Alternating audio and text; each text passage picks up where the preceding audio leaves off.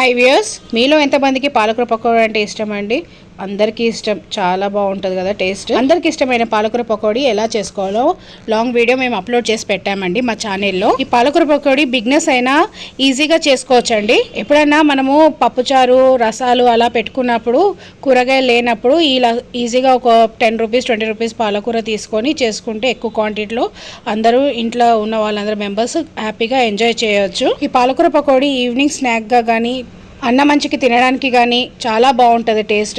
బయట ఎలా చేస్తారో అన్న భయం ఉండకుండా హ్యాపీగా ఇంట్లో ఎక్కువగా క్వాంటిటీ మనం చేసుకొని ఎంజాయ్ చేసుకోవచ్చండి. మనం ఒక హాఫ్ అన్ అవర్ టైం తీసుకుంటే ఇంట్లోనే మంచిగా మన టేస్టీగా పకోడీ చేసుకోవచ్చండి. ఈ పకోడీకి ఎక్కువ టైం కూడా పట్టదు అండ్ ఎక్కువ ఆయిల్ కూడా పీల్చదండి. మీకు ఎలా కుదిరిందో కామెంట్ బాక్స్ లో కామెంట్ చేయండి. చూడండి ఎంత క్రిస్పీగా ఎంత క్రంచీగా అయిందో. ఎగ్జాక్ట్ ఇది స్వీట్ షాప్ స్టైల్ లాగా ఎంత బాగా వచ్చింది కదా. ఫుల్ వీడియో కోసం మీద ఉన్న లింక్ ని క్లిక్ చేయండి.